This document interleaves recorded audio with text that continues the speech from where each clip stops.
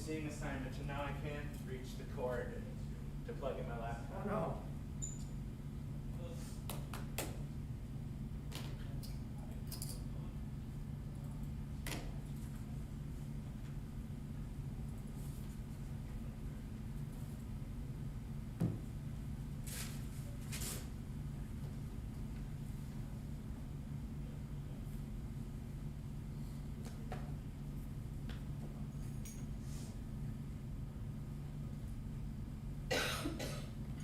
You know, it's serious when I bring a calculator just in case today.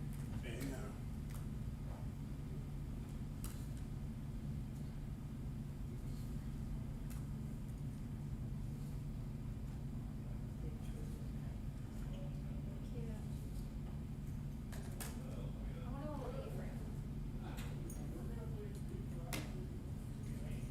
A-frame would be cool.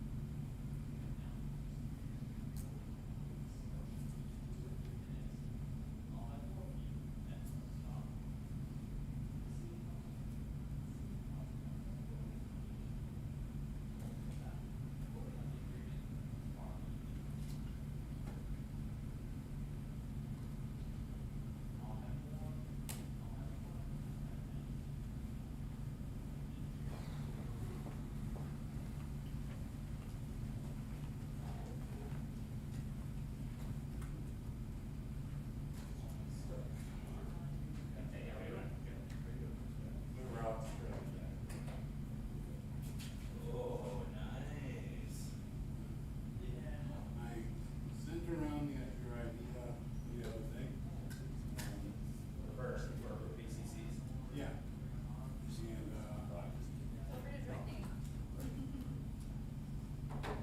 it's kind of up to the other groups if they want to do that, so. But it's out there. Thank you, appreciate that. You're going to So you wanna keep the basic one, or you wanna me to hang on to it? Oh, the sample one? Yeah.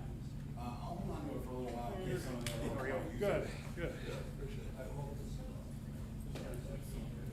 Thanks, I appreciate it. Are we good?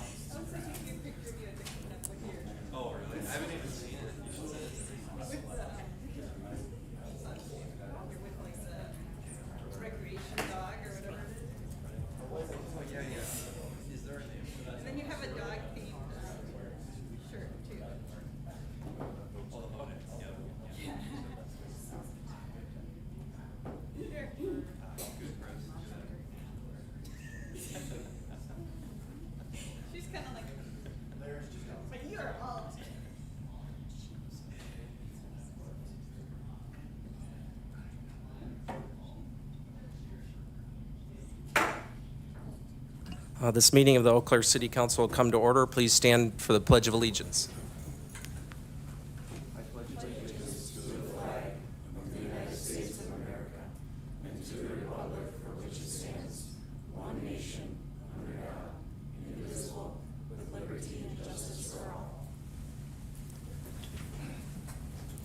City Clerk, please call the roll. Councilmember Brewster, Present. Gregor, Here. Johnson, Here. Imboga, Miller, Here. Otto, Here. Reed, Here. Schoen, Here. Serrano, Here. Worthman. Here. All right, thank you, City Clerk, and welcome everyone to the Monday, April 27th meeting of the Eau Claire City Council. This is a night where we have public hearings and public discussion, and later on we'll have a closed session. And there is also a public comment opportunity later, right before that closed session. So we're going for each of the items that come up, we'll have a staff presentation, and then we'll have time for council members to ask questions, and we will have opportunity for the public to ask questions or to provide their perspective on the three items that we have in front of us today. And everybody should be able to find printed copies of the agenda in the back of the room, and also the sign-up sheets. And if you don't end up getting your name on one of those to speak on a particular item, but you decide later that you want to speak, I'll be making sure to open it up after we get through the list of folks that sign up. So I will, and then, for each of the items where we go through that list, I'll just go through it in order of those who signed up. And you'll have 4 minutes to speak, up to 4 minutes, I should say. And there will be a lighting system up there that will help you realize when you've used 3 minutes and then you have 1 minute left, so it'll turn yellow at 1 minute left. And then it'll flash red when you're out of time. And but you may want to stay at the podium like after you're done speaking, just for a little bit, to see if there's any council members that may have a question for you. So just so you know about other options for reaching out to the council, there are blue comment forms in the back of the room, and on the website you can find emails for council members or use the electronic comment form on the website. And they can find that on eauclairewi.gov. So that's kind of some of the housekeeping there. And the first item that we have on our agenda, it's under the public hearings section, is item number 1, a public hearing on an ordinance amending specific sections of the Code of Ordinances of the City of Eau Claire, Title 17, Land Development, Official Zoning Map, and Title 19, Stormwater. And we have Planning Manager Ned Noel here to walk us through this and answer any questions. So thanks for joining us, Mr. Noel. Yes. Good evening, Council President Gregor. Congratulations again, and council members. Good to see you. So getting used to your rearrangement of. So we have before you a cleanup ordinance, which is over 60 amendments to our land development ordinance. We've got 6 months of implementation of this new ordinance, which is that thick, right? So we knew that there was going to be some glitches and omissions and things like that. So we've been working on that, and the Plan Commission reviewed this April 4th and recommended unanimous approval on all the items there. And then your meeting was postponed because of bad weather, and so you have this public hearing tonight. And so before you, there's a lot of, I'm not going to go through all of them. I've got a couple highlights. They're not exciting, but let's go, if I can get the PowerPoint. We'll go through the larger. So when we did the rezoning of all the properties in the city, we found a couple errors after the fact for stormwater ponds that the city owns, And these are zoned residential, but we found that they should actually be zoned P public, consistent with the ownership, with the city, and also the land use, which is stormwater. So pretty straightforward. We had some inquiries from the public around there, and they supported the fact that there won't be development more in this basin area along Taft Avenue. You can see where it was vacated back in the day for stormwater purposes. So good support there. And then, so these two properties are owned by the city. These properties here also zone residential. These are owned by Xcel Energy, by Dell's Dam, and there's a transmission line in there. And then also these small little remnant parcels, part of Putnam Park, owned by the university. So we talked to them. They're supportive of these rezones to P public, again, being consistent with the park for the university, and then the transmission line along that open space for Xcel Energy. So pretty straightforward, just cleanups with the zoning map. So there's those properties as part of the ordinance amendment. Getting into the text changes now. Again, these are more the mechanics behind the code. We knew that there's going to be some glitches, omissions, and things like that. In your cover sheet, there's another one that we added. We missed the definition of top of bank for a river in terms of delineating a setback. So that's in your cover sheet. So tomorrow, if you vote on the item, just want you to add that amendment to the top of bank definition. So I call that out in your cover sheet. But just going over 2 slides of these amendments. If you have any questions about other ones, we can answer them. But section 2 really looks at a table, and it's in your packet regarding building design, cladding materials, windows. And we wanted to make sure that that was all consistent. The glazing, basically the windows, doesn't follow the same triggers in terms of requiring windows as building cladding. So we wanted to revise that so it's consistent with cladding, or with windows being only required when it's actually impacted on the site in visible locations, rather than requiring the whole building, because sometimes punching in windows in different spots are going to cause some structural issues. So we think that's very practical. Section 5 is dealing with some omissions regarding single-family houses, that we allow single-family houses in new configurations called tiny home courts, cottage court arrangements, and those weren't actually noted being allowed in these low-density residential districts of general residential and neighborhood residential. So those were omitted. These would bring them in, allow them to be permitted land uses within those low-density residential districts. And then also, we had omitted some different provisions related to when, for mixed use, for commercial, when it's part of an apartment building. We wanted to have more mixed use properties, but we actually didn't have all the standards listed there. So that brings in a bunch more standards as it relates to restaurants. If you put a restaurant in an apartment building, an office, other types of personal services like a hair salon. And so sections 9 through 12 list out all those criteria. If you meet those, then you're allowed to be sort of a secondary land use within the primary land use of that apartment building. So those were also missed. We brought them in sections 9 and 12. The other 3 highlights here just to call out is for landscaping requirements, we have more stringent and objective landscaping requirements for development for 1 and 2 families. We didn't specify in the accountability of it that it would be required a 2-year letter of credit, so that the builder would give us like an escrow account, a check, or a letter of credit, so that we could make sure that the landscaping was done properly after the 2 years or the initial install. And that's allowed on the builders. And so we actually have a different trigger we can hold up through the certificate of occupancy. And so we added that in there rather than requiring this landscape letter of credit. So again, there's still accountability there that the city can use if those planting materials weren't added in. So that just clarifies the policy in that regard. It doesn't say 1 and 2, it just says all development. And so this makes it more clear for section 33.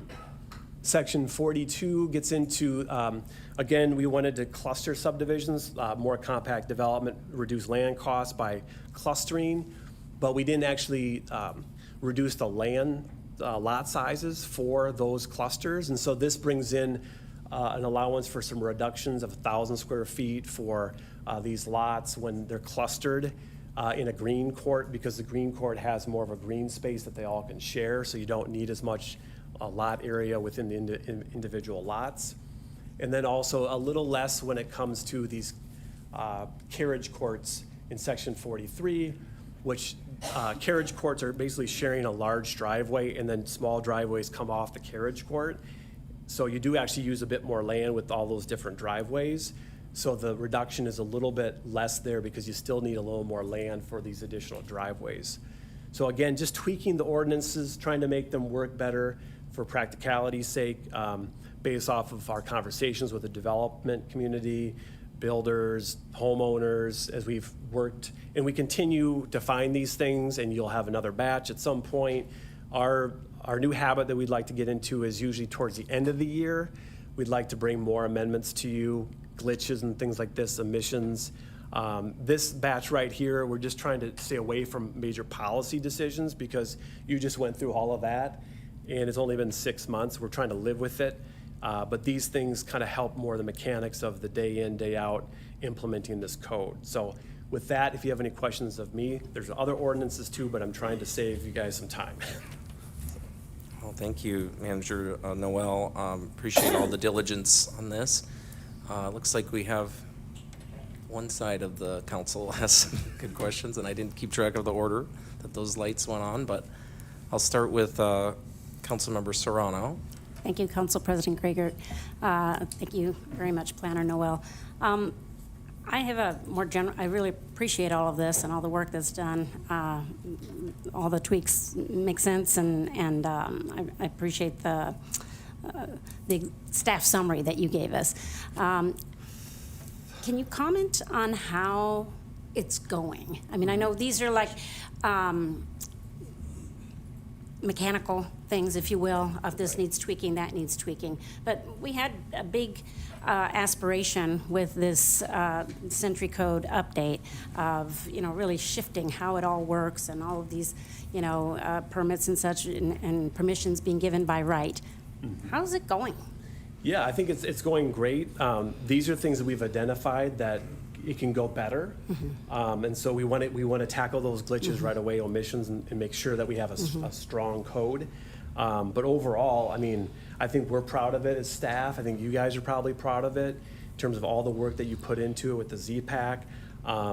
Developers. I think everybody, the learning curve is high. We're all getting used to it, implementing it, because it's different.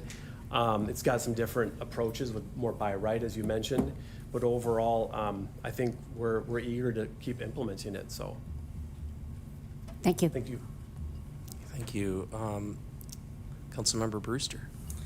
Thank you, Council President Gragert. I have a question about the Section 33.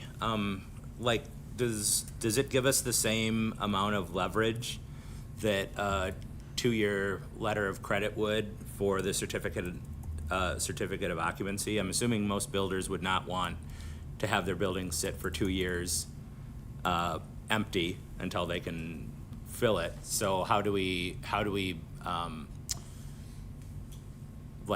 ensure the landscape requirements are met over that period of time? Is it something that we can revoke if they don't? Or is it sort of one of those things, once it's issued, then, we've kind of issued it, and then we're just like, well, please do this? Yes, great question. The certificate of occupancy is coveted, so they're gonna implement that landscaping to be able to have that homeowner occupy that dwelling. So it's a major trigger to be able to get them to come good on what they're supposed to do.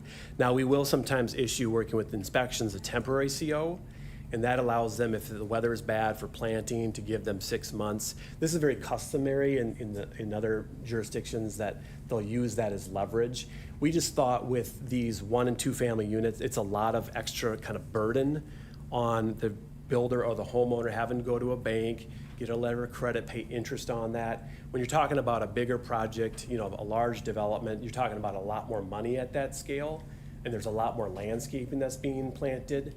And so this is probably right-sized in terms of the 1 and 2 units. Also, we checked with engineering and inspections. We're not seeing problems with this in the first place. And so it's not, we still have this trigger with the certificate of occupancy there as leverage if we need it. But again, if we're seeing problems, we can come back to you and say, let's re-examine this. Thank you very much. All right, thank you. Councilmember Worthman. Thank you, Council President Greggert. Planner Noel, my question was along the same lines. If I remember why we went with a 2-year letter of credit, which I think we were even contemplating a 3-year letter, was so that one of the things our city forester mentioned is that a lot of times with landscaping, especially with different trees, there's a loss over the first year. Couple years, you can see up to 50% loss over 2 years of your trees. And so we wanted to have a trigger that basically allowed there to be, I think, full integration of landscaping requirements before it was lifted. This seems like it's kind of going a different direction in policy and saying we'll be able to basically check on it after completion of the project. But that was the reason when there was a buffer there between doing it through occupancy versus a letter of credit. Yeah, the original proposal was 3 years. Our consultants had recommended, working with the development community, they wanted 18 months. We settled at 2 years, and so Yeah. that's why we got the 2. The ordinance, as it states, it doesn't get into 1 and 2 units. It's just the whole development. And so again, based off of our understanding with securing these letters of credit, you know, it just adds a lot of extra cost on, you know, for affordability's sake when it comes to these 1 and 2s. And so this is a bit more, there's still teeth there to make sure that they plant the materials, working with inspections, but it's not requiring that additional escrow or, you know, whatever that amount of that landscaping would be. And so Okay. it is a bit of a clarification of the policy, I would say. Yeah. But it is up to council in terms of what you'd like to do. Overall, our policy was really to try to treat 1 through 4 units a bit less in terms of like extra requirements with cladding and different rules. And so this follows that overall policy approach, is kind of let that be. I think you had, remember, if you waived existing 1 and 2 family units for tree preservation as well. So it follows that sort of general policy. So if I could clarify, Council President, so, other developments, commercial, industrial, et cetera, they're all still going to have a letter Everything- of credit? Correct. Everything else, including 3 and 4 units, would be subject to the letter of, the 2-year letter of credit. Oh, I think I misread because it says 1 through 4 unit.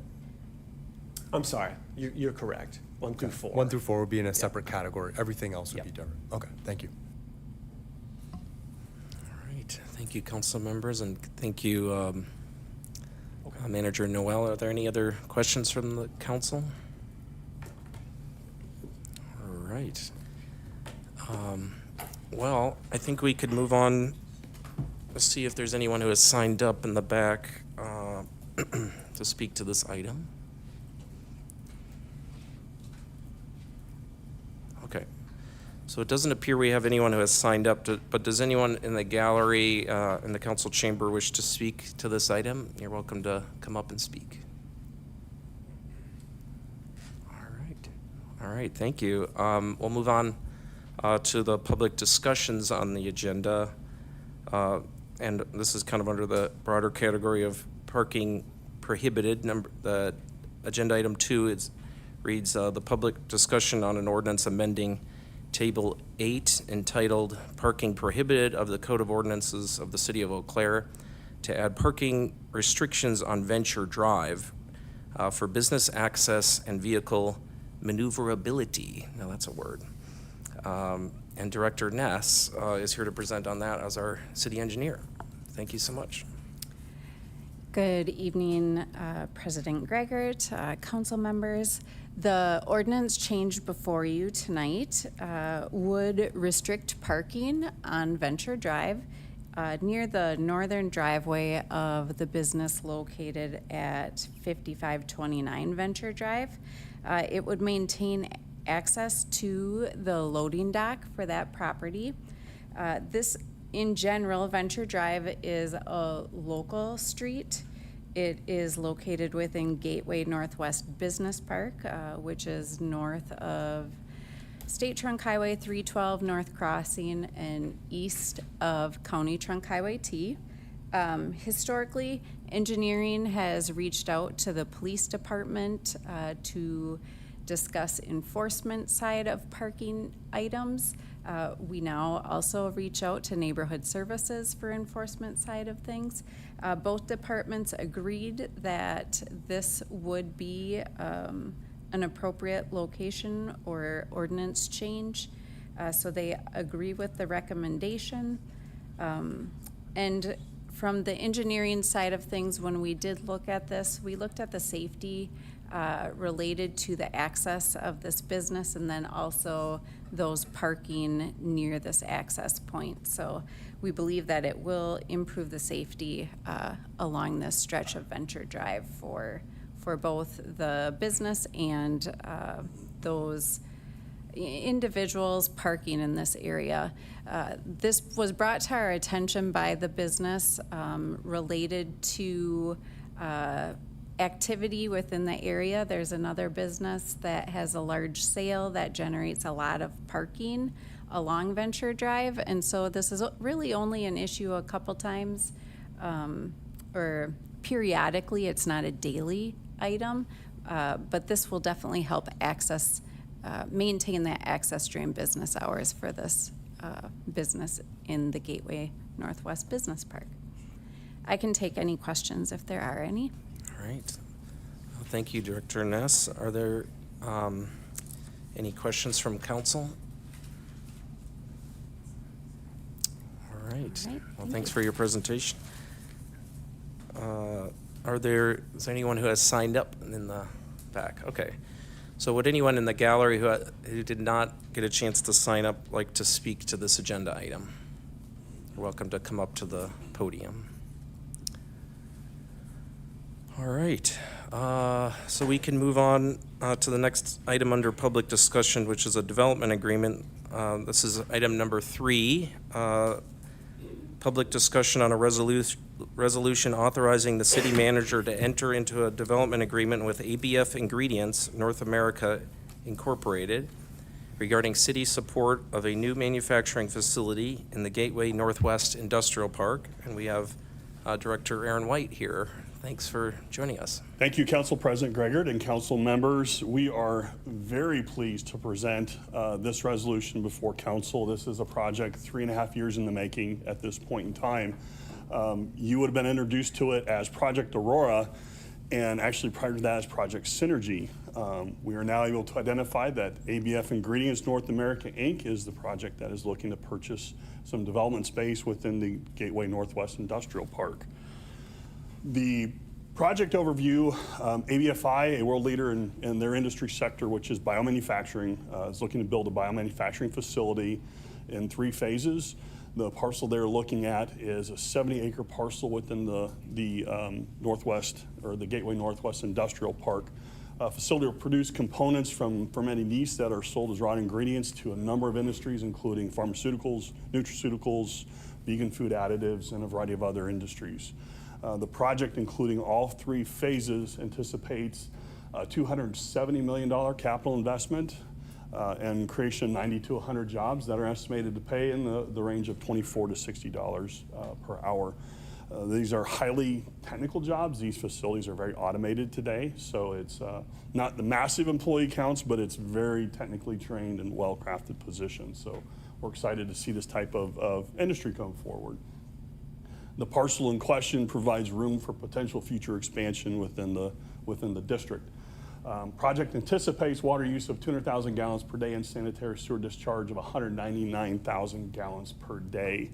Wanted to touch base on this briefly because this was something that council had addressed specifically through resolution a couple years ago following a project that came forward.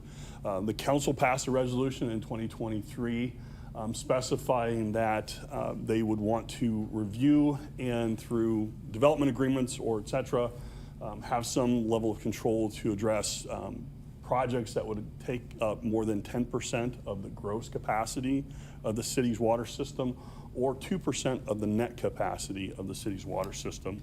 So just to specify, we ran the numbers on this. The project would be about 12% of that threshold number of 10% gross. We have 20 million gallons per day daily capacity through our water treatment and 1.7 million at the time per day, gallons per day at the time this project was set would be that 10% threshold. This project uses 200,000, so they are just at 12% of that threshold established by council in 2023. On the sanitary sewer side of things, that difference is 199,000 gallons of distribution. And our capacity, open capacity within the system is roughly 5 million gallons per day open capacity within the water treatment. So this falls within the parameters that we've established. A few other just numbers to kind of put the math into perspective. That 200,000 gallons per day represents 0.01% of our plant capacity.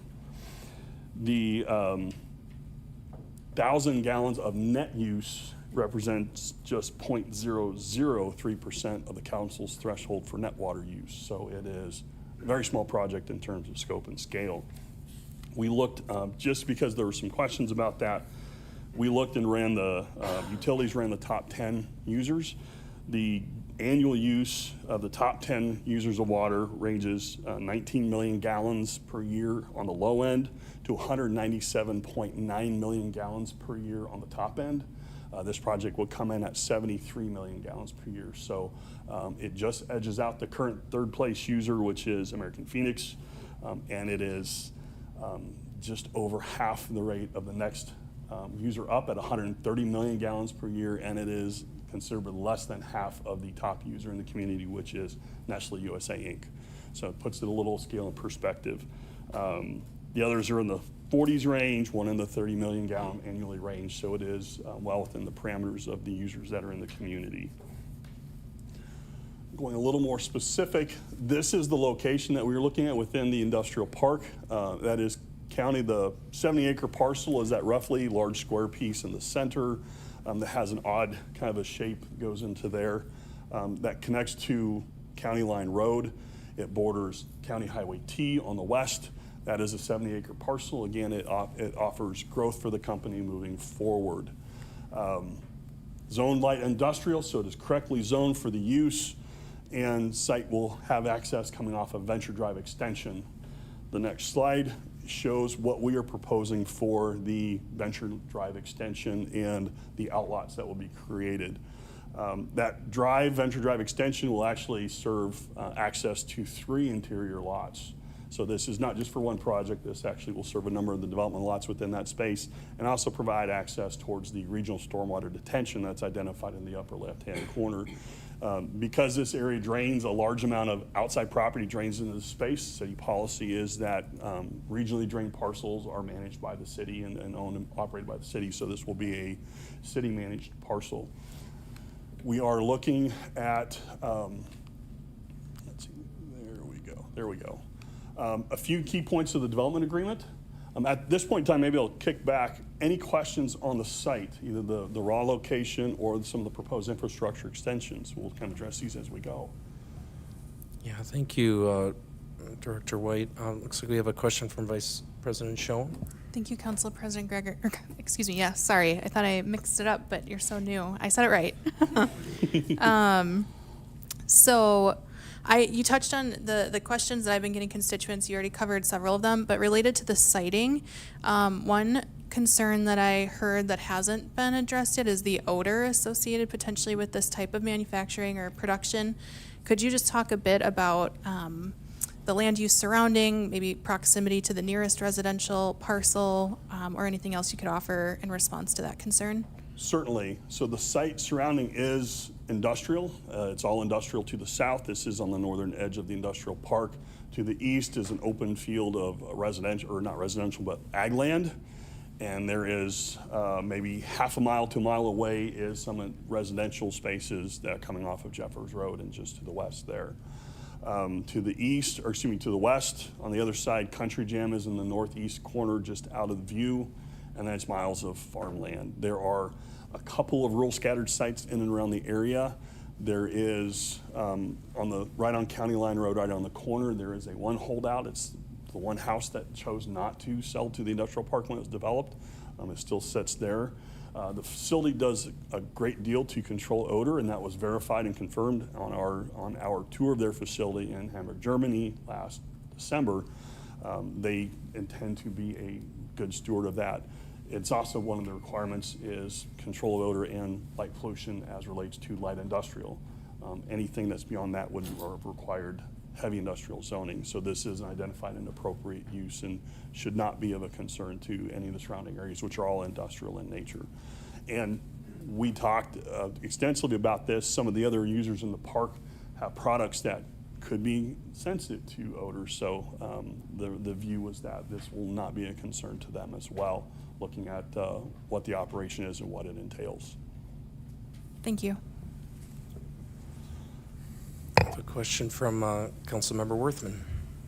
Thank you, Council President. Director White, I just want to follow up on that question. And so I understand the immediate zonings surrounding this area, but I think it's worth noting that within a half mile is a residential area, or what looks like maybe roughly a half mile. And I bring this up because I just want to make sure we get it right from the beginning. You and I both communicate a lot over the last 5 years as American Phoenix worked on bringing their odor from their factory under control because it was something that impacted the neighborhood. And I just want to make sure from the very outset that we're saying, if you live in the neighborhood downwind, because that's the neighborhood that's there off Jeffers Road is downwind, it's to the east, that they won't smell anything that would change the quality of kind of the experience of living there. And I just want to be sure that we're kind of clear that that will not happen from this. Correct. They should not notice any difference. I will reference in my past life on the private sector, I worked for Cargill International. When you think of corn milling and corn fermentation, that's a lot of times what people come into mind. It's what's done when you're talking about processing for ethanol, processing for the variety of products. It is a very different product, a very different process, and a very different odor that comes out of that. So this is a contained system. It is highly monitored, highly regulated, and their facility is very enclosed to make sure that this stays very compact. When we did the plant tour in Hamburg, it's in a very dense commercial and residential area, and you didn't know it was there until you actually stepped into their doors. Mm-hmm. And it's in the middle of a city of 2 million. Thanks. Or I believe 2 million is roughly what the population is. All right, thank you. Councilmember Miller. Thank you, Council President. Director White, you actually just kind of went to what I was going to ask you. You mentioned you went on a tour of the Hamburg, Germany facility, and I just pulled them up, and there seems to be apartments 100 feet from the residence, from the factory to the residence. So you just now just said it, but there was no odor impacting them even within 100 feet? Correct. There was noticeable. It was nothing noticeable as we walked around. It is a well-run operation, and it is intended to be a good partner and a good neighbor and a good community member. Okay, thank you. All right, thank you. I know you have more to your presentation, Absolutely. so I'll let you continue. So next I'm going to kick into some of the key components relates to the development agreement. First, we are looking at the infrastructure extension. That'd be Venture Drive extension and the utilities that will go with it. Those are finishing the engineering process as we speak. Again, we are looking to utilize this extension to serve a number of parcels and projects within the development. It has been standard practice in the Gateway Industrial Park to fund the infrastructure extensions through tax increment districts. The older district was funded primarily through TID 9, which is closing out with a positive balance, so it did what it was intended to do. This particular district will fall and be financed through TID 15, which is a newer district that has capacity. And we will look to do those extensions that will serve this site through the TID extension and TID funds. There's also a direct assistance payment to this project. We have done that in projects in the past. We've primarily seen it through residential projects, some of the mixed-use projects like P&R Properties, Paragon, some of those. They are looking for assistance to do the development. In return, they're looking at a $56 million guaranteed value, and they are looking for $5.6 million in assistance. So it stays consistent with our TIF policy and the 10% of guaranteed minimum valuation that we have implemented in a number of projects in the past. This will be occurring over 3 phases. The first phase, I should probably start out that the project was reviewed by our finance department and the financial consultants and was deemed to meet the eligibility requirements for the state, and the offer falls within our TID policy as approved by council in 2016. Phase 1 is a $1.4 million assistance, and that would be the only upfront assistance for what will be about a $14 million guaranteed value on that phase 1. It will be paid in 3 installments. Once benchmarks are achieved in construction, the installments include permits are issued for the project. They have achieved $20 million in construction improvements, verified through submitting of receipts, and then occupancy of the overall operation once construction is complete. Payments are paid as those benchmarks are verified by city staff. Phase 2, that was supposed to have been removed. I'm going to skip that slide. That was a slide from a previous proposal that was, I stole this presentation from. So that was a little mistake slide.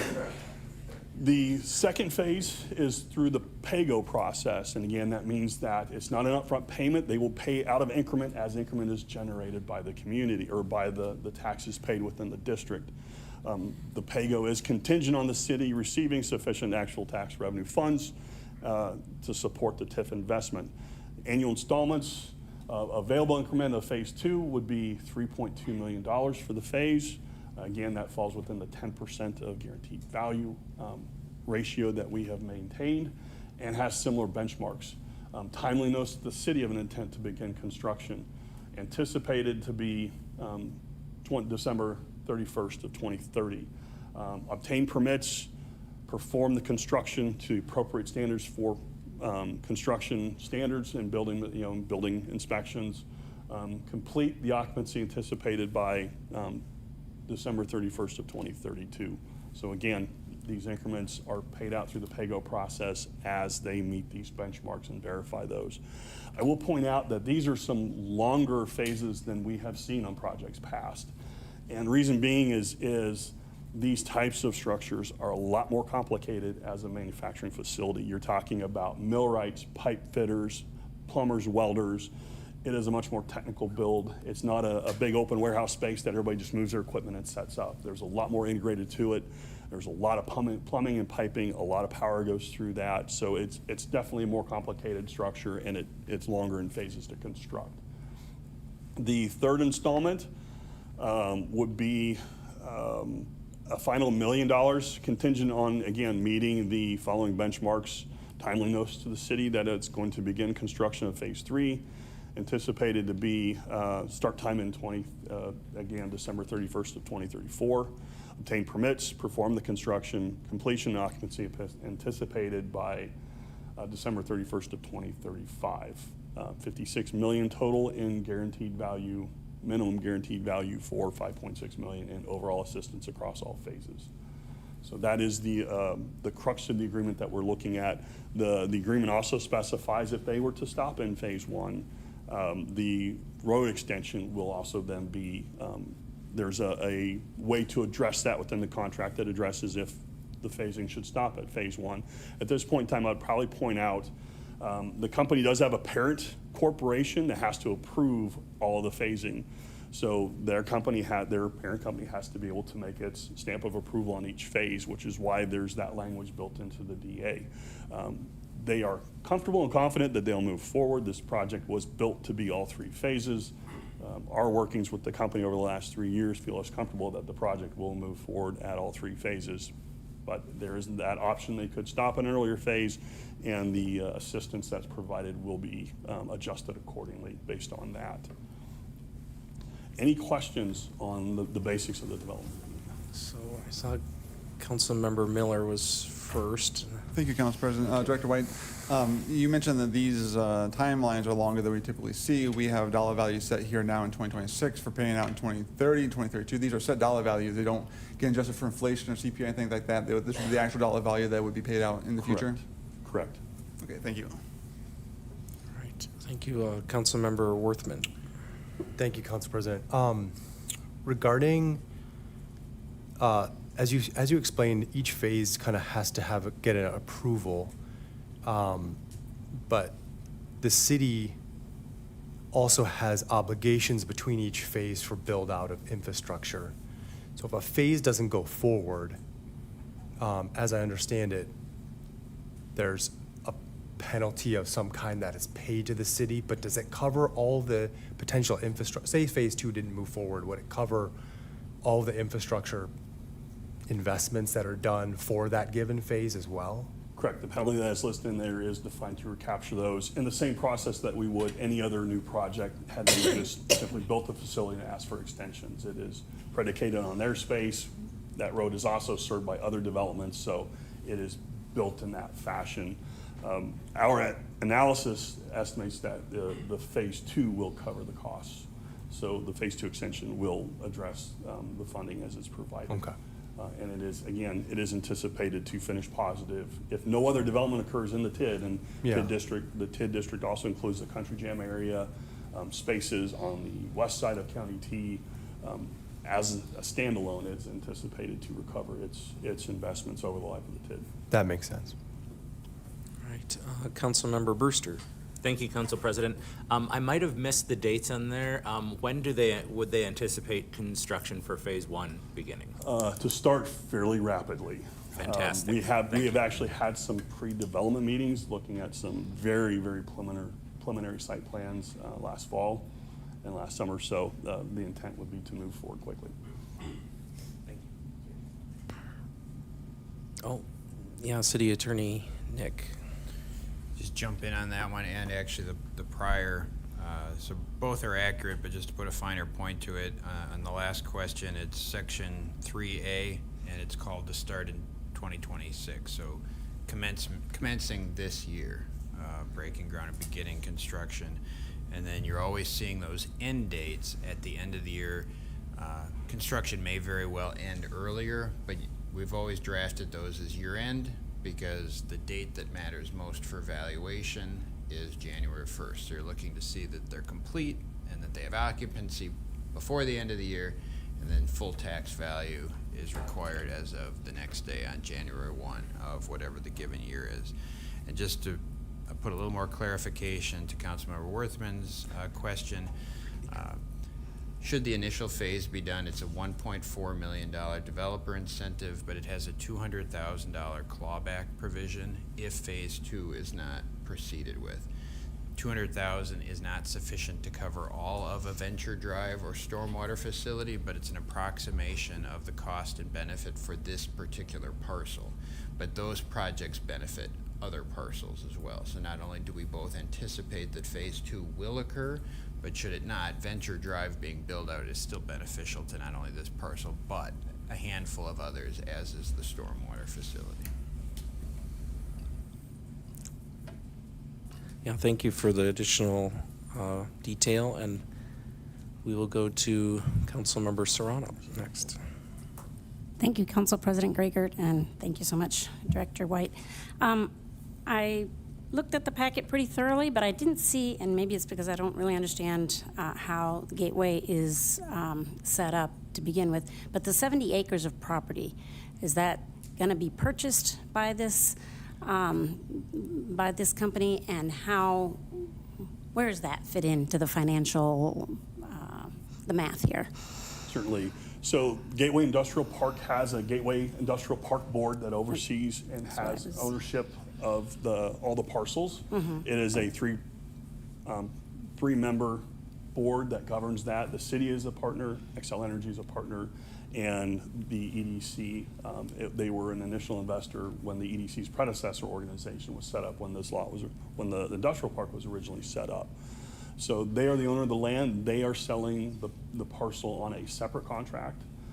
Typically, they incorporate language that makes it contingent on approval of assistance from the county. So should this not go forward and the project not go forward, the land would revert back. I have a small follow-up. Yeah, please.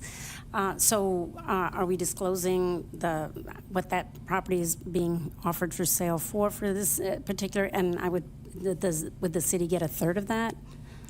It stays within the Gateway Industrial Park. The city and Xcel, when they established it, had a loan, and you actually approved at the last session, I believe, a continuation of that note that initially established their ability to purchase land. So their revenue that they generate from sales stays within the Gateway Industrial Park Board. The asking price is $35,000 an acre. That has been the asking price for that industrial park for years. And there are an opportunity for some land credits based on job creation or capital investment. Those will be determined once the project breaks ground and moves forward. So there is some potential from assistance and they simply write down the land to a certain point. It's not a cash credit. Thank you for that. All right, thank you. Councilmember Mboga. Thank you, Council President. For me, I would like to talk to the developer or the CEO of this organization. Director White, do you want to just share who's here in the audience? Absolutely. From partners and the developer? Let me advance to the next slide. Luke Hansen, the executive director of the EDC, was going to talk a little bit about some of our interactions in the process of this. We do have two members from the Ole team in the audience. They are project managers that are in the area. They are local. They're not from the parent, they're not from Germany, but they're from the local area, but they are Ole employees. They'll be available to make some comments and answer questions as well. If you would like to answer now, you can certainly. Would you care to stand up and introduce yourself and they have a council question for you. Sure. My name's Alex Jasper. I'm the site manager for Ole at our site in Boyceville. Yeah, thank you. I have this curiosity question. Eau Claire sounds French, and this company is from Germany. How did you guys land in Eau Claire? Yeah, that's a good question. Company was founded in Germany, 1836, originally making schnapps, believe it or not. The facility in Boyceville was here for a very long time. I think that was also founded late 1800s. So Ole acquired that facility some years ago, and we really like this region. And so as we grow and develop, we wanted to stay in this region. In particular, what we like about Eau Claire is its support for business and industry. Your ability to support a project of this magnitude, and then also, some of our sustainability objectives, things like that, are in pretty close alignment.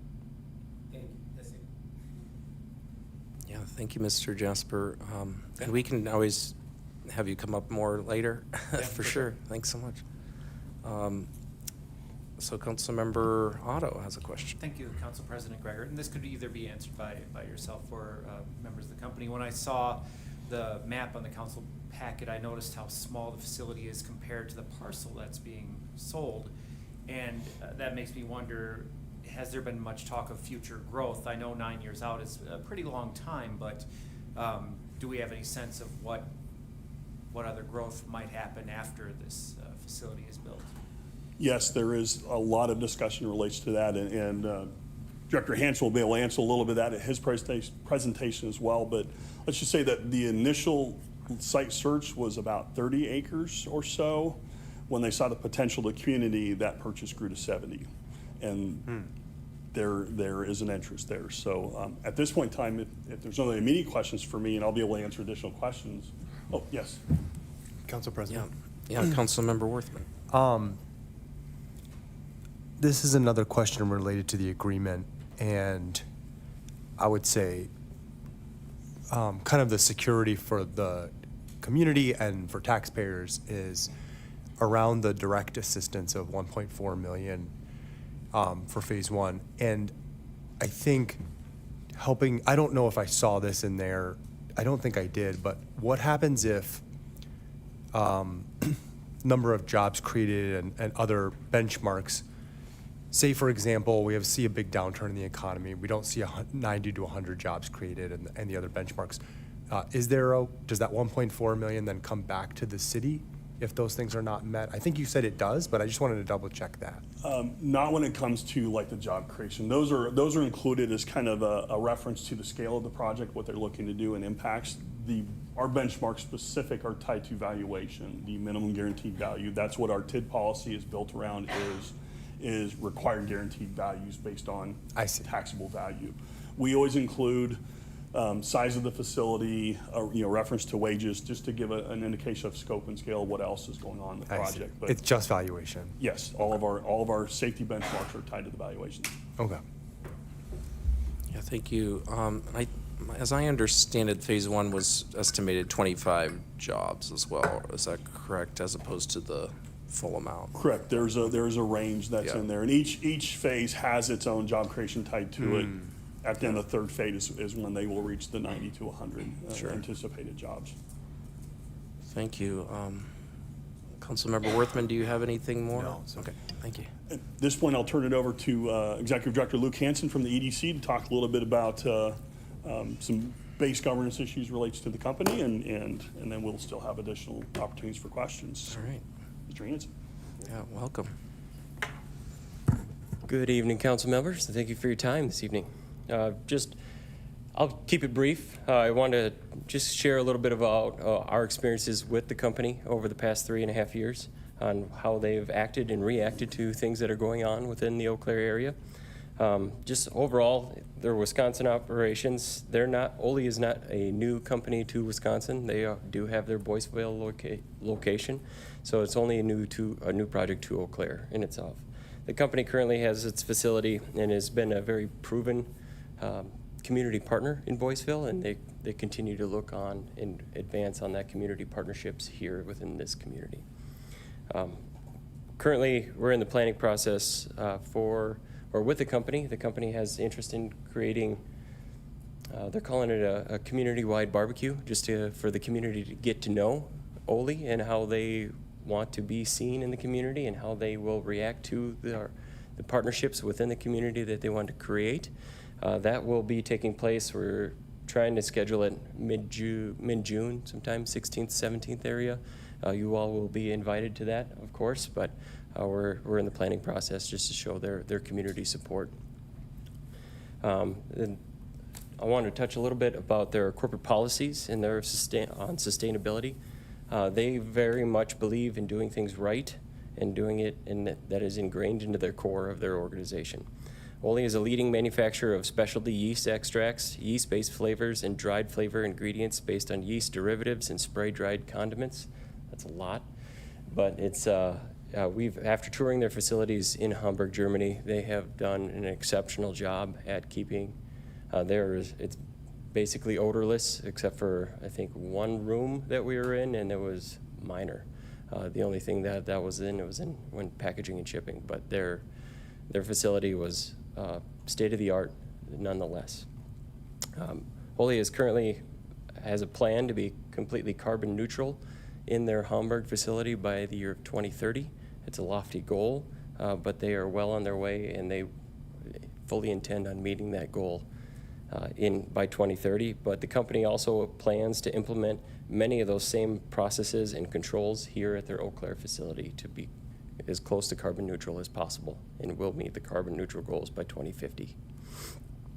But just a short brief on the project process and their corporate interactions. Over the past 3.5 years, Ole's leadership team and staff have been nothing but exceptional to work with. They've been very responsive and forthcoming with all of the information requested for our community development agreements and many more items when it comes to the Gateway Industrial Park and land negotiations. With their numerous visits to this community over the years, they feel that their cultural values very much align with Eau Claire's cultural values. They want to be sustainable, they want to be a community partner, and they want to see growth and they feel that this is a wonderful place to do it, especially in partnerships with our university and our technical college to really advance those jobs and that workforce numbers. But having the privilege of touring their facilities in Hamburg, Germany, alongside some of our community partners at the city, as well as the partners at the state of Wisconsin, we feel very privileged that they consider this site for their state-of-the-art facility here to be located right here in Eau Claire, which could be going really anywhere in the United States, but Eau Claire is their primary choice. Eau Claire was chosen out of numerous communities, not just in the state of Wisconsin, but they were also looking throughout many communities in Iowa, Indiana, Nebraska. So we have technically won, right? That's the goal. We want to get them here. We want them to grow here, but they chose Eau Claire for a multitude of reasons, but as a broad statement, they believe that Eau Claire is a community where this company can find success for their sustainability goals, their workforce objectives, as well as reducing environmental impacts throughout the globe. So we at the EDC are very much looking forward to their contribution into our community and becoming a large community partner in the years to come. Thank you, Director Hansen. And does the council have any questions? Oh, looks like we have Vice President Schoen. Thank you, Council President. I appreciate all of your remarks, Mr. Hansen, and I guess the question I have is related to some of the feedback and response from the community, which I really love. The community has embraced, I think, our sustainability culture and had a lot of concerns around water use and different aspects environmentally with this proposed development. And I'm wondering if you could help the community understand, in your own words, and perhaps others have things they could offer here as well, but why should the community be excited about this? I know we talked a little bit about job growth potential and the future development potential, but what are the other reasons why Eau Claire as a community should be excited about this development? Well, just speaking on me personally on behalf of the EDC, we're a public-private, not-for-profit organization, and companies like this are hard to come by when they very much want to contribute, not only back to the community, to the populace, but it's more to help support our local businesses and our local nonprofits to be more sustainable, to have future investors into the organizations, become chamber members, and really give back to the community. And whether that's hosting different events or providing different, other than jobs and other than the tax base that it will create, but just different, a sense of place really to make it a more feasible location for this company.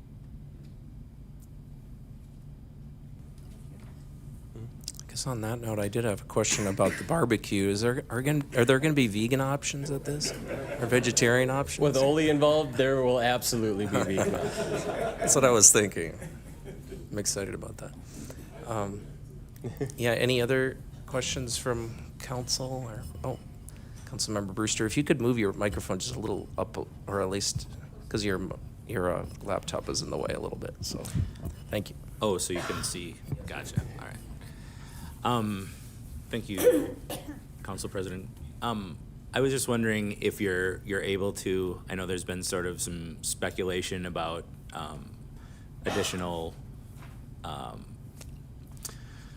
development at this site connected to that, and I'm wondering if you're able to speak about that, and if not, it's totally fine. We do have non-disclosures, but I will say that upon further discussions with similar like companies, there is a lot of opportunity for future growth beyond what Oli is looking to do. I would add that I think doubling their land purchase size after the second on-site visit, beyond what they needed to do their initial project, spoke a lot about what they think will happen for them and their operations here in the community.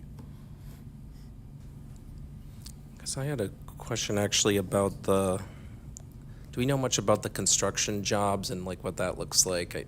I know it's kind of hard to, with all the phases, it's kind of hard to like put a number to it, but can you give us a sense of the types of jobs and the kind of the numbers of jobs over time that are just like how it'll impact our local workforce and trades and stuff? There will be a significant impact when it comes to construction and development jobs just for the overall build outs.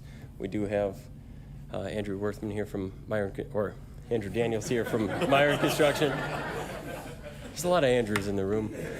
Andrew Daniels here from Myron Construction, and he could probably touch base on a little bit more on the workforce that it would take to build a facility such as this. But from my standpoint, I don't have the number offhand.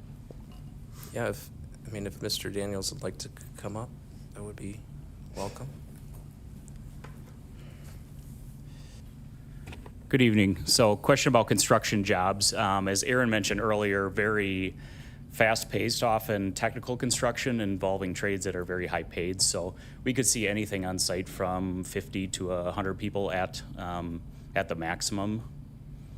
When construction is really ramped up throughout the course of the process, you'll start with less than that, end with less than that, but that's probably a good guess in the middle of it. So a lot of those, people will be local, but there's also trades from out of town that'll come and do some of the more technical aspects, and those people will be staying at local establishments, hotels, eating at the local restaurant. We really see that impact multiply when we get those type of trades in town. Well, thank you. Any other questions related to construction or that we might? Councilmember Otto, do you have a question? Maybe this is a bigger question, but I kind of want to get this out of the way to resolve any doubts. I remember a couple years back, we were pretty excited about Foxconn. And I know it wasn't as big in Eau Claire. It's just that empty facility on Phoenix Park or near the confluence. And maybe, if you can answer this, what feels different about this compared to Foxconn, if anybody can answer that? I can. You, Marin, or me? Either one. We both could. So I'll start off. Foxconn was that was an anomaly. It was forced upon us by the state of Wisconsin versus we had very little dealings with the company itself. So it was the state of Wisconsin that felt like this was the place, and they chose 8 other locations on top of Eau Claire to expand their operations. But this is more hands-on, very ingrained into the community already, working hand in hand with the company to make this project happen versus Foxconn, which was a parade, really. So That makes me feel better. That was very well put by Luke. I will also add too, if you look at what the nature of the business is, Foxconn's site here was going to be an innovation center that was not really defined, not really a clear goal. Clearly what they were going to do was never approached, never discussed. It was always something that we'll figure it out once we do it. And I would also point out the city provided no incentives to Foxconn, so we had no issues with that end of things. Ole has a history of producing physical products for dating back to the 1800s and have been doing it in the state for a number of years, and that's the big difference right there. All right. Thank you. We'll have Councilmember Mboga. Thank you, guys. I just want to get that for them, they have started with the barbecue. The other one, they never started the barbecue. Okay. Council President. Oh, yeah. I'll leave it to City Attorney Nick. Thank you. The other key difference is that project never came before you. So I think, again, to focus on what you're being asked to do, you have a signed development agreement before you from a developer that has been engaged with the city of Eau Claire for over 3 years and has signed an agreement that they're willing to execute upon, and that you as council have heard and given directions to us, and this agreement meets those parameters that you've set. That had nothing, no comparison at all. Anyone can come into the community and buy a for sale property, and that's what happened, at least in Eau Claire, with Foxconn. It was not a development agreement with the city that somehow didn't happen. We have an exceptional track record with development agreements that we've executed happening at a high level. In fact, they've all happened. So Foxconn was simply a land purchase in Eau Claire, not a local development agreement. This is a signed agreement that you have the opportunity to approve tomorrow. Thank you, City Attorney Nick. And do you have more to present or anything? That is it for our presentation. We'd be happy to answer any questions that might be still floating Yeah, around. any other questions? All right, well, thank you so much for coming up and sharing and for all your work. And now we want to open it up for. Thank you for your time. Yeah, thank you. we want to see if anyone has signed up on the sheet to speak. There's on this item. This is agenda item number 3. Thank you. So we have 2. Let's see. It's the first time I've actually seen this sheet before. So, okay. So we have the first person that would like to speak that is welcome to come up is Tatum Kotlov. Hopefully I didn't mispronounce. But yeah, thank you so much for coming up, and we'll have the lighting system there so you'll have 4 minutes to speak. Okay. Thank you. Starting now. My name is Tatum Kotlov. I live in Cannery Square, which is specifically 2016 North Oxford Ave, downtown, so just a few blocks away. I came here to discuss a few key concern points or questions that I would just like the council to consider before they vote on this project. The first one, we're going to go back to the water usage. I know that they gave specific percentages that they were going to stay within, but the 199,000 wastewater discharge that they will be discharging every day will be an additional 2 to 3% going through our wastewater treatment facility. It might not seem that large, but that amount could strain our quality of treatment in our water. So I would just like to ask that that is considered through the development of this. That number is contingent upon them going through all 3 phases of development. So it won't be that large of a wastewater discharge if they stop at phase 1 or 2. Again, I would just like the quality of our current treatment to be considered through that. I'm also curious on the operational costs. If we go through with all 3 phases after 9 years, which I'm sure more inflation will happen, but the operational costs, what that will look like for us as residents and taxpayers. We did just go through a 20% water rate increase. So I'm just curious how and if that would affect us as residents, as taxpayers, other local businesses. The second thing that I would like to address is that the city is offering that $5.6 million help through the TID, the tax incremental funding through the districts. I'm curious if this does stop at phase 1, this development stops at phase 1, then that means starting in 2029, you will have a $14 million tax revenue that you will begin to receive from this company. Are you planning on paying that $5.6 million investment off, and then the school district and the other tax entities, our tech school, the county, will those people start to see the increased tax rates that are coming from this new development and now potential new other businesses? If not, when will you plan on getting that debt paid off if they do stop phase 1? And then when will we, again, the other tax entities and us just as a community as a whole, when will we see the benefits from that increase of taxable revenue? It was also touched on, the Venture Drive expansion and the building, the stormwater facility. I assume that that was not considered in the $5.6 million, so just how much that will also cost additionally, and then again, what that'll look like affecting us as a community. And that is all I have to say. Thank you very much. Thank you so much for your questions, and we do have your email for follow-up and everything. Do any council members have questions? All right. Thank you. Well, thank you so much. All right. Next on our list is Erica Bodden. Thank you. Thank you, Council President. Good evening, City Council. My name is Erica Bodden, and I am here to make comments on behalf of the Eau Claire Chamber of Commerce in support of this project. This is the kind of project that reflects long-term thinking about what Eau Claire wants to be. If the goal is continued growth, a stronger tax base, and quality job creation, then projects like this is how that is achieved, through responsible performance-based investment and sustainable private sector development. The scale of this proposal is significant. It represents approximately $270 million in capital investment, including $56 million in guaranteed taxable value.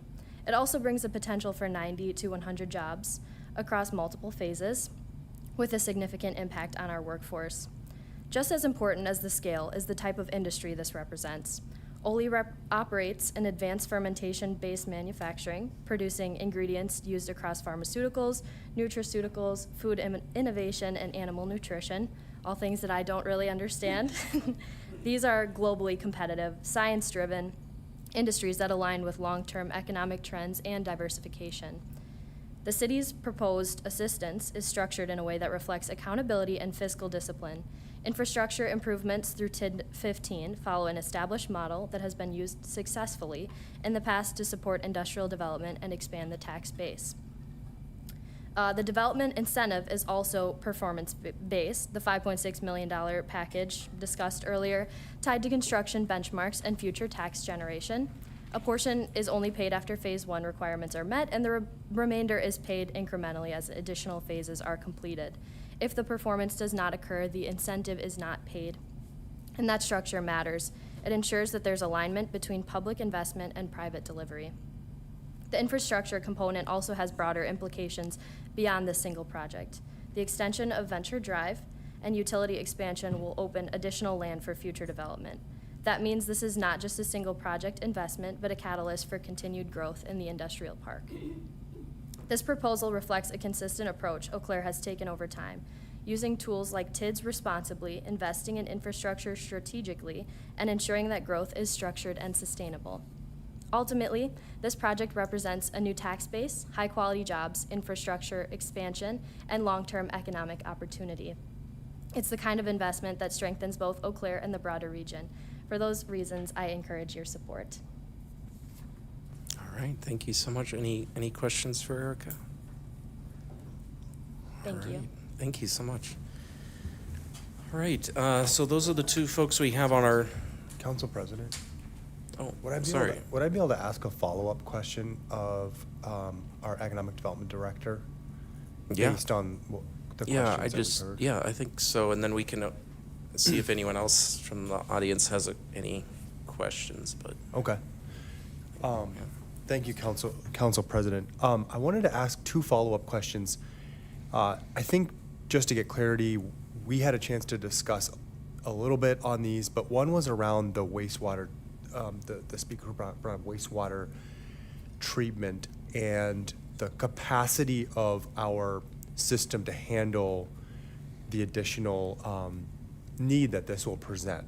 And I know from past discussions that's something that is kind of decided on a case-by-case basis, but often it relates to how much contaminant is needed to, like, that needs to come out of the water, and can we handle it? So I assume you, working with our staff, have gone through the wastewater treatment plant capacity and what it's able to do. So that was kind of my first question. I wanted to check on that.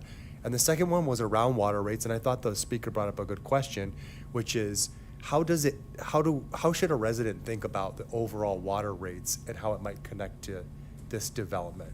Are you prepared or able to answer either of Absolutely, those? I can answer those questions. So our utilities division was looped in this project from the very beginning.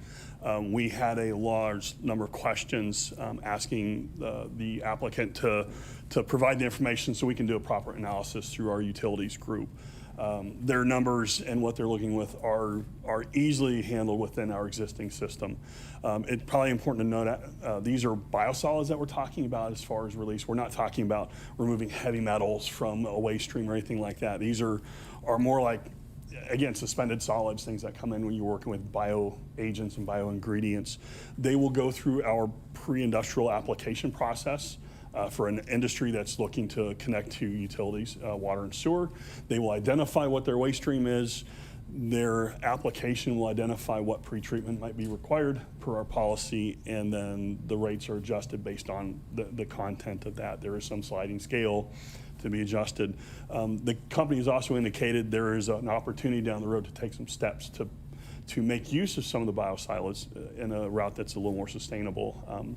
They haven't finalized those plans yet, but they are looking at how they can be a little more efficient, more sustainable, and green in that industry as well. Our rates capture what is required to, our utility rates for industrial, which is different than residential, they capture what is required to maintain those costs. And again, as a percentage of our system, it's very minor in that route. On the water side, again, it's looking at the overall cost of facilities, and I had a conversation with our community services director, and he indicated that on some ways it's more beneficial, and he wasn't able to be here tonight, he's out on vacation, but in some ways it's actually beneficial to have a higher capacity use of your plant. We have a 20 million gallon per day capacity of a plant, and our average water use daily is 9 million gallons per day. We have to maintain the equipment that serves up to 20 million.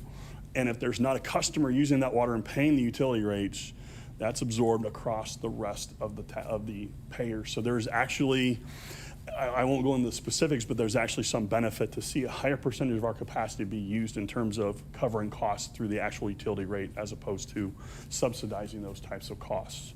And they pay the industrial utility rate. It is staged.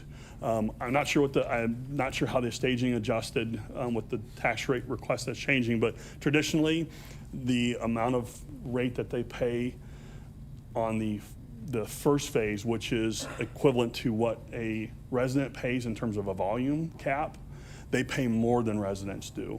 So that first amount of water, if it's 50,000 gallons a year for resident, and that's, again, just as an example, they pay more for that first 50,000 gallons than what a household pays, and that's all the households would typically use. They see step downs as the volume increases, but that's due to efficiency of delivering water across broader systems and higher volume. It's a very simplified way to do it, but these are captured by our rates. Thanks for addressing those two questions. Certainly.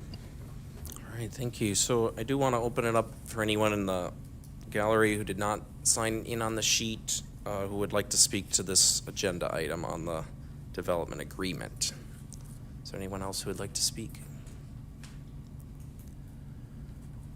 Okay, so then I will close the public discussion on that item, and then we will move on to the public comment period. And I just want to explain what this is, because this is for items that are not on the agenda. So they are things that, so the people who want to speak during this period cannot speak to anything we've already discussed in terms of agenda items. And is there anyone who has signed up?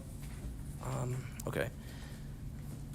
And I could go through the explanation of what it is, but to say maybe first before people decide, but basically people would have up to 3 minutes to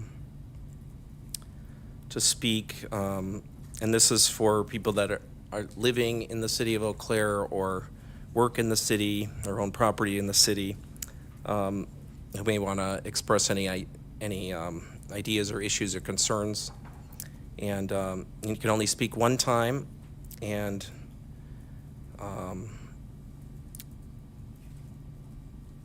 yeah, does anyone want to speak during the public comment period? Okay, all right. Well, we will go on that adventure at another time. So we do have one other agenda item, and that is a closed session. And I think we need a motion to do that okay, so we have a. Point of order, I think you need to read the text here first. And I need to read Thank you. Yeah, and I can read that text, but did I read that before we do a motion? So upon a motion duly made and carried by the city council, we may go into closed session to discuss the contract of the city manager, an employee over whom the city council exercises responsibility, which is permitted in closed session pursuant to S 19.851C of the Wisconsin statutes. The purpose is to provide an update on negotiation of the terms and conditions of and and receive direction from council on the renewal contract of the city manager. And, yeah, I think I think there was a motion. I will second the motion. So by a motion from Councilmember Worthman and seconded by Councilmember Miller, we will go into closed session. I'm not sure if there's a comment from the city clerk as to the specifics of that, nor we need to, so I will call the roll on that item. Or is, clerk? Yeah. Yeah, city clerk, please call the roll. Sorry. Aye. Grigor. Aye. Johnson. Aye. Boga. Aye. Miller. Aye. Otto. Aye. Reed. Aye. Schoen. Aye. Serrano. Aye. Worthman. Aye. All right, and that passes, and so we'll go into closed session. Council President, Yeah. could we maybe do a 5-minute recess to give people time to clear out? And Yeah, grab certainly we beverages? will spend 5 minutes to give folks time to leave, and if people need to use the bathroom or whatever.